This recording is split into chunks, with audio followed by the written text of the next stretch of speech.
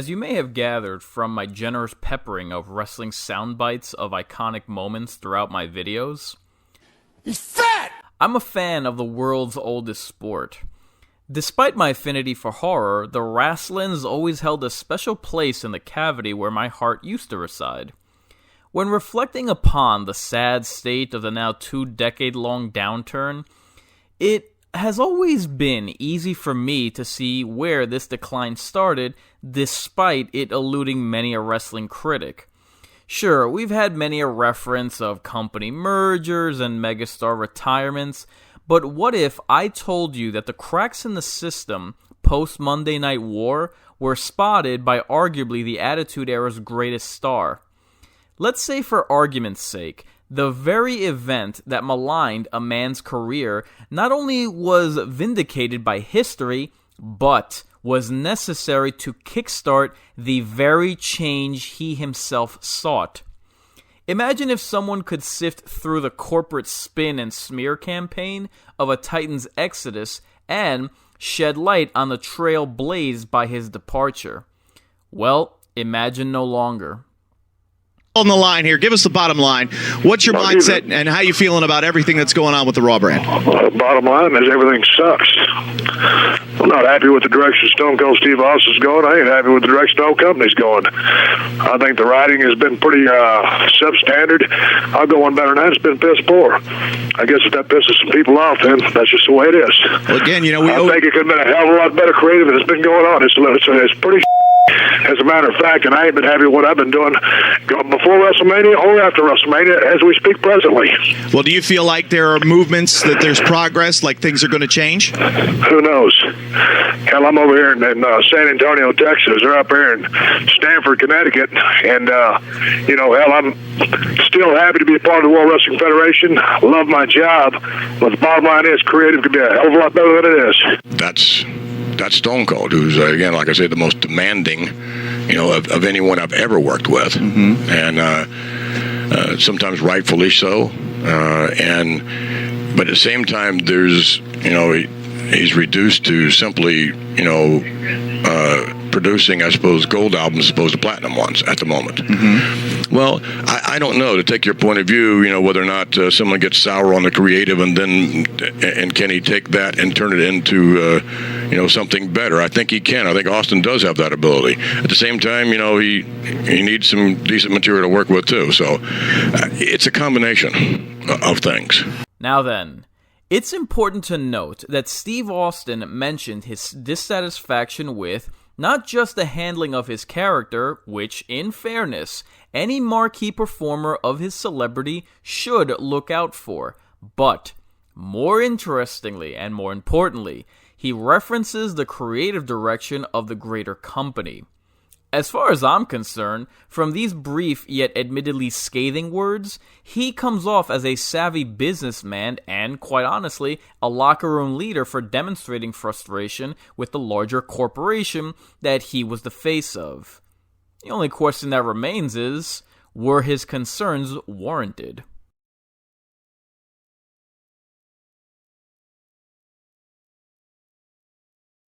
Nearing the 20-year anniversary to the day, WrestleMania 17 is widely regarded as the greatest version of that event. From top to bottom, every match catered to a different audience and ultimately delivered. Therefore, the following year's edition would have some large shoes to fill. And just how did it fare? Well, it's Hulk Hogan versus The Rock. Well, this is not just about who's the greatest of all time, Michael. This is personal. Now look, as far as an in-depth analysis, this show's time will come. Furthermore, you ain't gonna hear me knock Rock vs. Hogan. That dream match exceeded expectations and deserves every accolade it has been bestowed. But consider two things. Firstly, the sheer quality and caliber of the previously mentioned previous year's show. I mean, you had TLC 2, Angle vs. Benoit, Father vs. Son, and Rock Austin 2. With every match on the card ranging from good to great, to constrict the follow-up to a single match show, no matter how iconic, is every bit as lackluster as WrestleMania X8's reputation. Guys, there was a match at the 2002 WrestleMania over a non-existent shampoo commercial. Need I say more? Secondly, whereas in March of 2001, WWF had acquired ECW talent and purchased WCW, it was not until 1 year later that they had nearly 12 months of time with these new toys to play with. So, they had the top 3 wrestling companies under one umbrella at their biggest show of the year. This is what you've arrived at? Sorry, but that's a fail for me. If they couldn't manage to ensure their engines were firing on all cylinders at their Super Bowl event, what do you think that meant for the rest of the calendar year? This, I'm sorry to report, was just the halfway point in this tailspin. To see where things took a turn for the worst,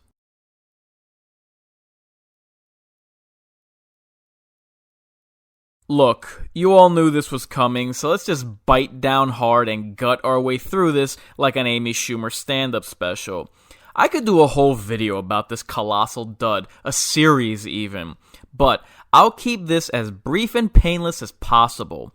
For such a goldmine scenario of big-name rival stars that could have sustained the WWF for 3 years, fueled with box office potential and fantasy booking, it was instead condensed into a 5-month angle and best left forgotten. Even within that abbreviated time period, there wasn't a dream match to be found, with the lone exception of the Hardy versus RVD matches. The spring season after WrestleMania X7 didn't exactly light the world on fire, especially with WCW gone, The Rock in Hollywood, and Austin as a heel. But the invasion angle was the root cause prelude of what was to follow.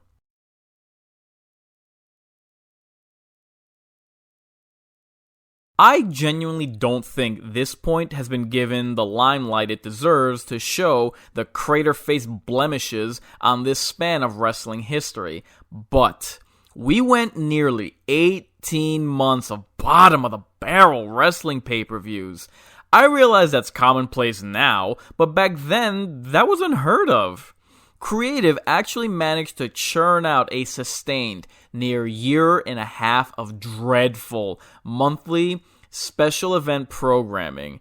Where were the Edge and Christian vs. Hardy ladder matches, the TLCs? Where were the great promos, the Wrestling Clinic Kurt Angle matches?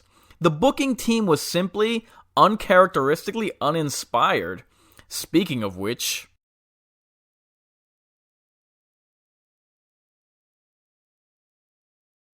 if the Icon vs. Icon match with The Rock was Hulk Hogan's comeback, this match was undoubtedly his setback. You actually had Hulk Hogan versus Ric Flair for the WWF Championship in a 2002 Monday Night Raw match. Ouch. If that wasn't a slap in the face to the young guys, for the number one wrestling company that won the Monday Night Wars off the backs of the new talent against the old guard. Hey now, Hogan Flair sounds like a great match for WrestleMania in 1992.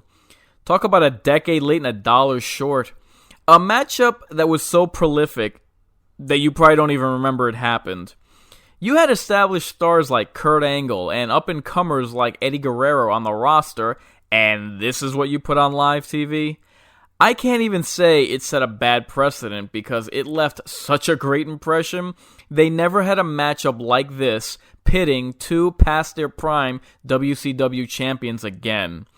Imagine what guys like Austin must have felt watching this. This is what the Monday Night Wars were fought and won over?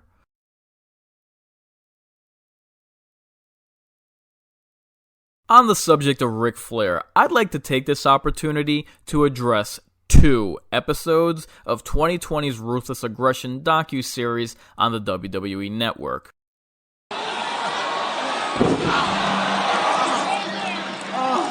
He was clearly struggling to reignite the fire that made him great.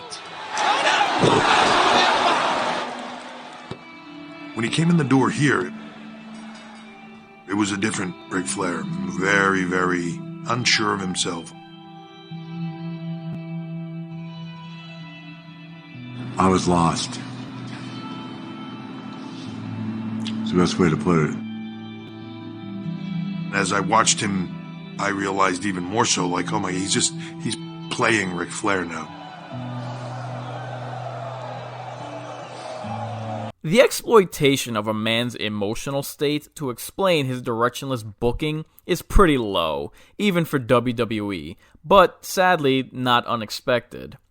After a forgettable Undertaker match at Mania, a repetitive authority feud with Austin, and a lame duck program with Jericho, what was clear was that WWE didn't know how to treat the man to be the man, the grappler they themselves considered the greatest world champion of all time. If you can read between the lines of company spin, creative had nothing for Ric Flair 1 year into his return. Hold up. The WCW talent that we got that came over initially, they really wanted to succeed. These were young talent, hungry, that just wanted an opportunity. But they were years away from ever being ready. We're young guys, so we're just kind of getting our feet wet in the business.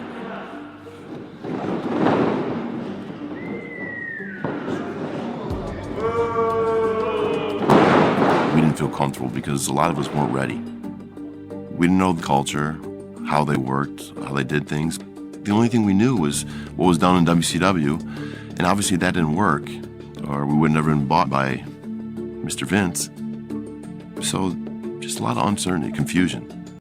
You expect me to believe that with an entire headcount of fresh recruits, that you couldn't mold a single one of these young talents into a star, let alone a meaningful addition to your locker room?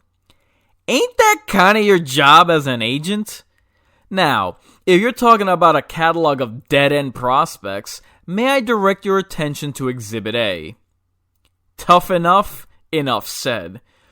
Once you sidestep the self-serving corporate slant, what all this boils down to is, whether decorated legend or potential star, the booking committee didn't have a game plan for anybody, veteran or amateur or anyone in between, Brock Lesnar being the lone exception.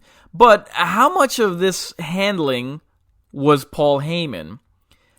A bit of an indictment of your creative team and right on par with what Austin professed. Gee, I bet while masterminding this revisionist documentary series, protecting the sanctity of your own booking team, you probably imagined no one would connect those dots. They didn't know what to do with the NWO. They couldn't get up-and-comers like Test to capitalize on their promising ability. RVD was mid-carding. The best act they had, besides Lesnar's rise, was the entertaining pairing of Goldust and Booker T. As far as their in-house talent, that would soon be exposed on two separate fronts.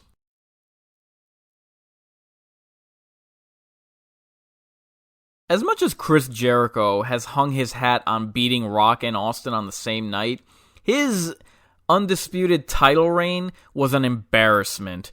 He was booked as a mid-card champion, made no impact whatsoever, devalued 2 championships just by holding them, couldn't even eke out memorable title defenses despite facing the men he beat for these titles in 2 separate pay-per-views, and had a Mania main event that is only remembered for how forgettable it is. This man is uncredited in drawing the blueprint for CM Punk's uneventful 434-day title reign, going so far as his loss to Triple H at Mania was a mercy killing at a Big Four pay-per-view, just like how The Rock beating Punk for the championship at the Rumble was the same. While nowhere near as long or damaging, Edge had written the Super Cena babyface outline during his single push. Or should I call it a force? He could never be made to look bad, must always get the upper hand, had 3 back-to-back Intercontinental title wins in 3 months. Really take stock in what I just laid out here. An unremarkable dual champion and a force-fed star on the rise. Moving on.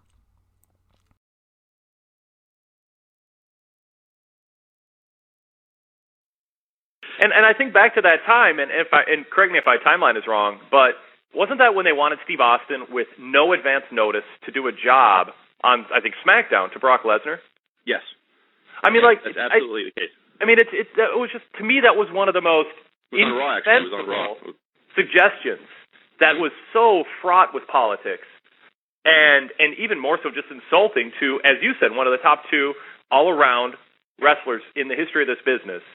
To ask him with no hype to go in and quote, be a team player, Austin at that point knew the political winds were blowing against him, and that there were nefarious motivations for wanting him to do that, and that he would be happy to job to Brock, but not on 2 days or 3 days notice with no hype on TV, free on television. And so he, in what he had put his body through, and the risk that he was taking, even being in the ring at that point, I just.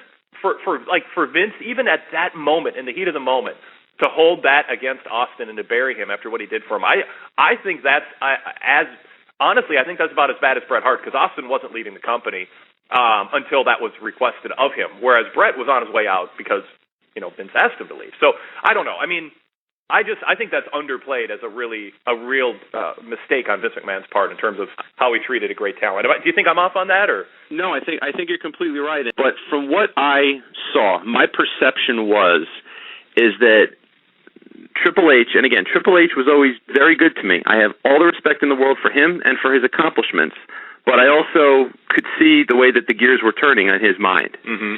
And I always felt that he was somewhat jealous of Rock and Austin and of the heights that they reached, which in my opinion, I don't think he's had spectacular accomplishments. To me, he was never at that level. Right. Again, my opinion, I'm not trying to, get anybody in trouble. Yeah. And while Austin was gone with the neck surgery, that's when Triple H started dating Steph. That's when Steph took over creative. The model of the business changed a little bit. Triple H had Vince's ear more and more. And I think that might have been somewhat positioned as, the job to Lesnar as okay, well, you've done a lot for us, but now it's time to see if you really are a company guy, if you'll play ball. Like, not quite that severe, right. But I think you're absolutely on target with that. And I think especially after Austin left, Triple H and Steph weren't even engaged at that point. Yeah. So the direct line to Vince and to Vince's ear, and yes, he built the company around Hunter for a while and all that stuff. I think that there was definitely some changing dynamic there. And Austin leaving the way he did, you never walk out on the business. You know what? If they're asking you to do something that's destructive for many, many reasons, sometimes you can't just be a good soldier. You got to stand up for yourself and what's right, especially if you're a guy with the clout of Stone Cold Steve Austin. Yeah. So on top of dealing with substandard storylines, Austin had backstage and office politics working against him. Strange how this key component of Stone Cold's walkout is left out of the history books, even by modern wrestling podcasters and YouTubers. And that part where guest Seth Mates mentions, you can't always play the good soldier, and sometimes you have to stand up for yourself. Why is it that a creative team member notices that, but wrestlers and the greater fan base seemingly can't? As far as the backstage bureaucrat pulling strings behind the scenes, I remember watching the movie Inside Man, where the quote was made, "When there's blood on the streets, buy property." Well, in the world of professional wrestling, when a 6-foot ditch is dug for a man's career, who's holding the shovel?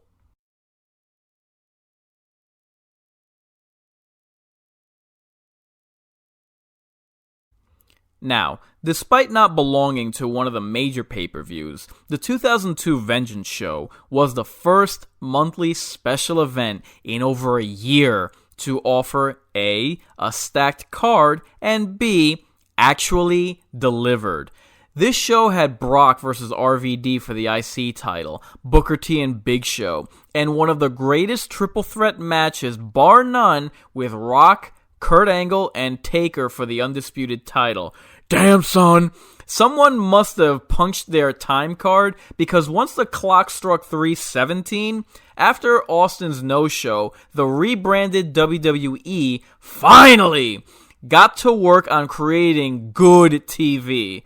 Now, if you are talking about one of the big four pay-per-views, what followed was arguably the greatest SummerSlam of all time. Matches like Kurt Angle versus Rey Mysterio, Shawn Michaels' comeback against Triple H, RVD versus Benoit, and Brock Lesnar defeating The Rock to become the undisputed champion. Afterwards, you had Unforgiven 2002, No Mercy's Hell in a Cell, the Elimination Chamber debuted at Survivor Series. To think, the quantum leap and paradigm shift in WWE's writing that reclaimed compelling storytelling all started at the Vengeance show of that summer, one full pay-per-view cycle after Stone Cold left. Coincidence?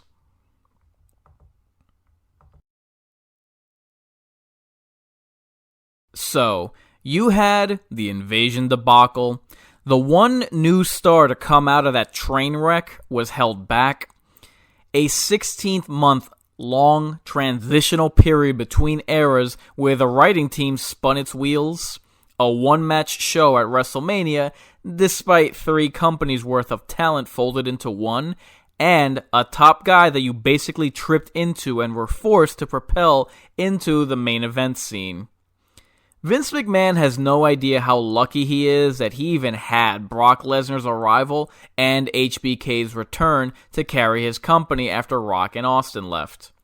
Now look, obviously, Austin could have handled things better, obviously, but we've heard that story already. Heck, that's been the narrative for nearly 2 decades. The points raised here are what have been swept under the rug.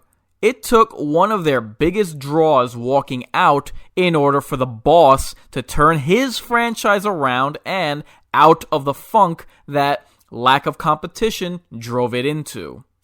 It has always proven no shortage of amusement that the reaction of Stone Cold taking his ball and going home was considered disappointing, yet when CM Punk called it quits, he was celebrated.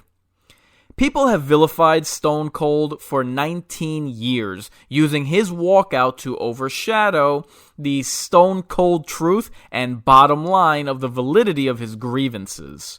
Congratulations, sports fans, you fell for it. World Wrestling Entertainment created a mass cover-up to conceal the legitimate gripes of one half of its tandem drawing stars, and both fans and media alike bought it. Hook. Line and sinker. Well, I for one am all too happy to part company with the sheeple that toe the company line. Let's take a swig for the drinking man. Stone Cold, here's to you. Warn your friends. Warn everyone.